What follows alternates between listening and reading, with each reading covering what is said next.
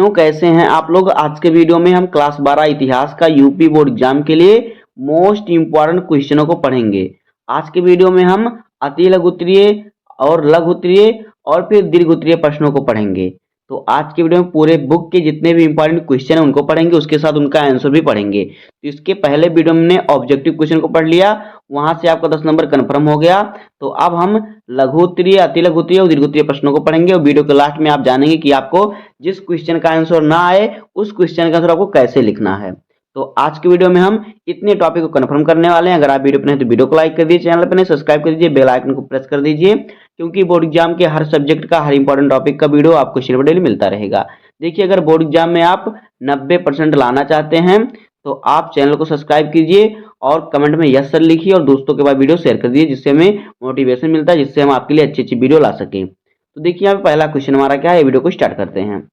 देखिए पहला क्वेश्चन क्या है, पहला क्वेश्चन हमारा है हड़प्पा सभ्यता की खोज कब और किसने की। तो देखिए हड़प्पा सभ्यता की खोज 1921 में दयाराम साहनी ने की थी। दयाराम साहनी ने 1921 में हड़प्पा सभ्यता की खोज की। इतना आपको इस क्वेश्चन का आंसर लिखना है। दूसरा क्वेश्चन है हड़प्पा सभ्यता का प्रमुख नगर कौन सा था। तो देखिए जो मोहनजोदड़ो है वो हड़प्पा सभ्यता का प्रमुख नगर था, मोहनजोदड़ो। उसके बाद अगला क्वेश्चन देखिए हमारा क्या है, अगला क्वेश्चन है हड़प्पा सभ्यता की लिपि कैसी थी। तो हड़प्पा सभ्यता की लिपि क्या थी, चित्रलिपि थी, जो अभी तक क्या है अपठित, यानी वहां पर चित्र बनाए जाते थे जो कि अभी तक किसको समझ में नहीं आया कि वो क्या लिखा हुआ है, क्या कहना चाहते थे। वैदिक काल के दो भाग कौन से हैं। तो देखिए एक ऋग वैदिक काल और दूसरा है उत्तर वैदिक काल, जो है वैदिक काल के दो भाग हैं। अगला क्वेश्चन हमारा है मौर्य साम्राज्य का संस्थापक कौन था। तो चंद्रगुप्त मौर्य जो था वो मौर्य वंश का मौर्य साम्राज्य का संस्थापक था। अगला क्वेश्चन है अशोक ने कौन सा धर्म अपनाया। तो अशोक ने बौद्ध धर्म अपनाया। कब अपनाया, जो कलिंग का युद्ध हुआ उसके बाद अशोक ने बौद्ध धर्म अपनाया। अगला क्वेश्चन है अशोक के शिलालेख किस लिपि में हैं। तो अशोक के शिलालेख क्या है, ब्राह्मी लिपि में है। किसमें, ब्राह्मी लिपि में। अगला क्वेश्चन हमारा है गुप्त वंश का स्वर्ण युग किसे कहा जाता है। तो देखिए समुद्रगुप्त और चंद्रगुप्त द्वितीय को के समय को स्वर्ण युग कहा जाता है। समुद्रगुप्त और चंद्रगुप्त द्वितीय के समय को क्या कहते हैं, स्वर्ण युग कहते हैं। उसके बाद दिल्ली सल्तनत की स्थापना किसने की। कुतुबुद्दीन ऐबक ने दिल्ली सल्तनत की स्थापना की थी। अगला क्वेश्चन है भक्ति आंदोलन के प्रमुख संत कौन थे। तो देखिए कबीर और गुरु नानक जी जो थे ये भक्ति आंदोलन के प्रमुख संत थे। अगला क्वेश्चन है मुगल साम्राज्य का संस्थापक कौन था। तो देखिए बाबर जो था वो मुगल साम्राज्य का संस्थापक था। अगला क्वेश्चन हमारा है अकबर की धार्मिक नीति क्या थी। दीन ए इलाही की स्थापना जो थी अकबर की धार्मिक नीति थी। ताजमहल किसने बनवाया। तो शाहजहां ने ताजमहल को बनवाया। अगला क्वेश्चन है मराठा साम्राज्य के संस्थापक कौन थे। शिवाजी जो थे मराठा साम्राज्य के संस्थापक थे। 1857 का विद्रोह कहां से प्रारंभ हुआ। तो मेरठ से 1857 का विद्रोह प्रारंभ हुआ था। अगला क्वेश्चन है 1857 के विद्रोह के प्रमुख नेता कौन थे। रानी लक्ष्मीबाई और नाना साहेब जो थे 1857 के विद्रोह के प्रमुख नेता थे। अगला क्वेश्चन है भारतीय राष्ट्रीय कांग्रेस की स्थापना कब हुई। 1885 ईस्वी में भारतीय राष्ट्रीय कांग्रेस की स्थापना हुई। कांग्रेस के संस्थापक कौन थे। तो देखिए ए.ओ. ह्यूम ये थे कांग्रेस के संस्थापक।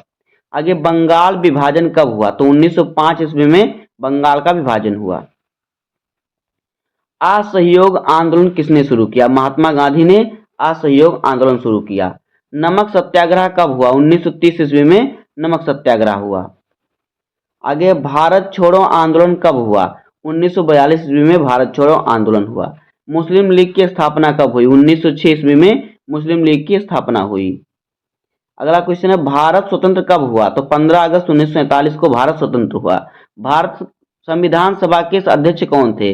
डॉक्टर राजेंद्र प्रसाद भारतीय संविधान सभा के अध्यक्ष थे।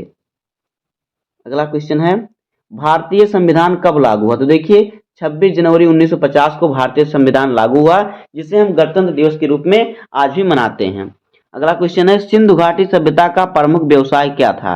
कृषि और व्यापार जो था सिंधु घाटी सभ्यता का प्रमुख व्यवसाय था। अगला क्वेश्चन है, गुप्त काल में प्रमुख साहित्यकार कौन थे? तो देखिए कालिदास जी गुप्त काल के प्रमुख साहित्यकार थे। सूफी संतों का उद्देश्य प्रेम और भाईचारा फैलाना जो था सूफी संतों का मुख्य उद्देश्य था। अगला क्वेश्चन है, द्वितीय गोलमेज सम्मेलन में कांग्रेस का प्रतिनिधित्व किसने किया? तो महात्मा गांधी ने द्वितीय गोलमेज सम्मेलन में क्या किया? कांग्रेस का प्रतिनिधित्व किया। अगला क्वेश्चन देखिए क्या हमारा है, दीर्घ उत्तरीय प्रश्न। देखिए दीर्घ उत्तरीय प्रश्न जो हमारा है, यहाँ पे हम आपको 20 प्रश्न बताएंगे जहां से बोर्ड एग्जाम में आपके यही प्रश्न पूछे जाएंगे।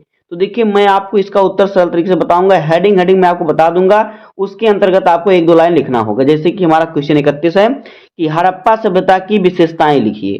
तो देखिए हड़प्पा सभ्यता की विशेषताएं क्या है, देखिए सुव्यवस्थित नगर योजना, इसको आपको हेडिंग डालना है। इसके अंतर्गत आपको दो लाइन लिख देना है। फिर है पक्की ईंटें, तो आपको इसके अंतर्गत लिख देना है कि हड़प्पा सभ्यता के अंदर जो सड़कें बनी थी पक्की ईंटों की बनी हुई थी।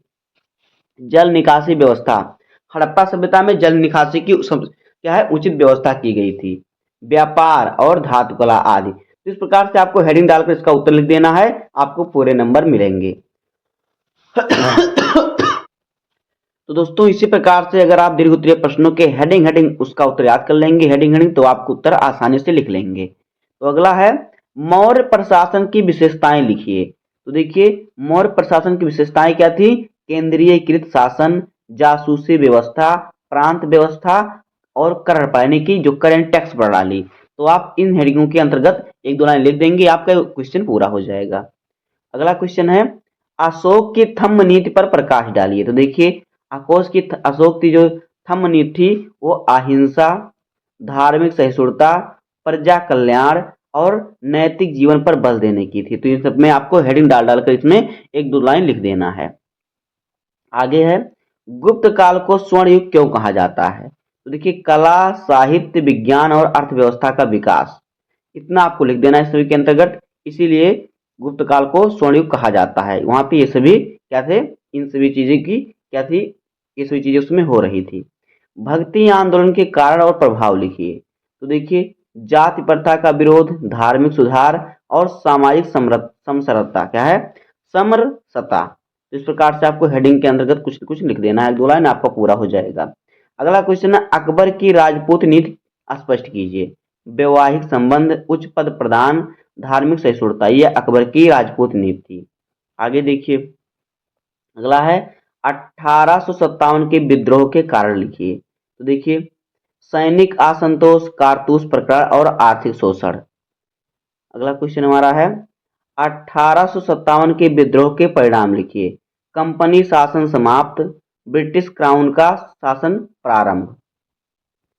अगला क्वेश्चन है असहयोग आंदोलन के कारण और परिणाम लिखिए। तो देखिए असहयोग आंदोलन के कारण जलियांवाला बाग हत्याकांड, विदेशी वस्त्र बहिष्कार और स्वदेशी आंदोलन, ये इसके क्या कारण और परिणाम हुए।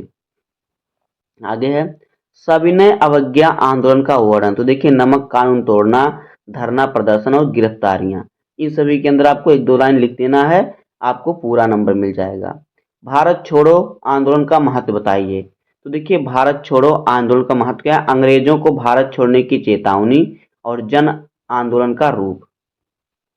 अगला क्वेश्चन है भारत के विभाजन के कारण लिखिए। सांप्रदायिकता राजनीति, द्विराष्ट्र सिद्धांत, ये भारत के विभाजन के कारण थे।